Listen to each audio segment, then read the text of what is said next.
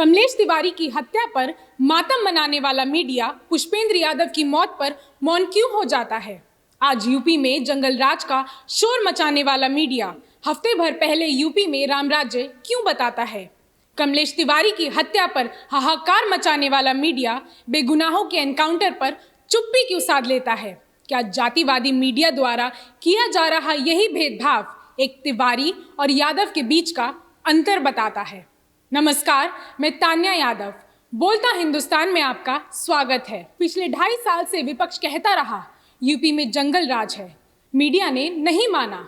दलितों, पिछड़ों और मुसलमानों का बहता हुआ लहू बोलता रहा यूपी में जंगल राज है। फिर भी मीडिया ने नहीं माना। यहाँ तक कि आपराधिक घटनाओं से परेशान होकर सुप्रीम कोर्ट ने भी कह दिया यूपी में जंगल राज है। फिर भी मीडिया ने नहीं माना।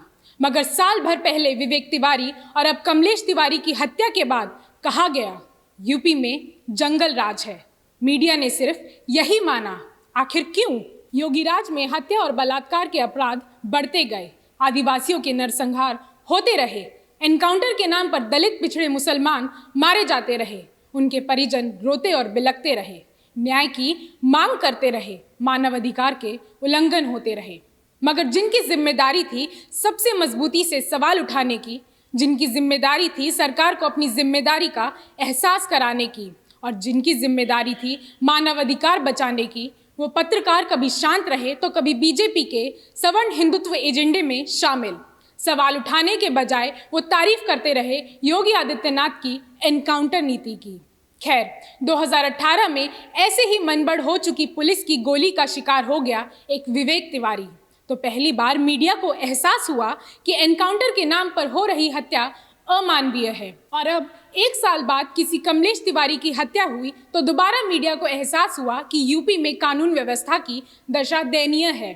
घटना के बाद एक्टिव हुआ मीडिया पहले तो अपने फेवरेट काम पर लगा, जमकर हिंदू और मुसलमान किया, लेकिन साथ ही उठाने लगा कानून व्यवस्था पर सवाल। वही सवाल जो पुष्पेंद्र यादव की हत्या के वक्त उसने नहीं उठाए, वही सवाल जो कुछ ही महीनों में हुई 100 से ज्यादा यादवों की हत्या के बाद उसने नहीं उठाए, वही सवाल जो तमाम दलितों, पिछड़ों और मुसलमानों के फेक एनकाउंटर के बाद उसने नहीं उठाए, वही सवाल जिन्हें ना उठाकर इन पत्रकारों ने अपनी जिम्मेदारी कभी नहीं निभाई।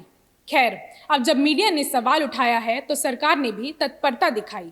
पुष्पेंद्र यादव के परिवार से अभी तक ना मिलने वाले योगी ने कमलेश तिवारी के परिवार से मुलाकात की। जो योगी आदित्यनाथ कमलेश तिवारी के परिजनों की तमाम मांगे मान रहे हैं, वो एक नौजवान पुष्पेंद्र यादव की मौत का मजाक उड़ा रहे थे।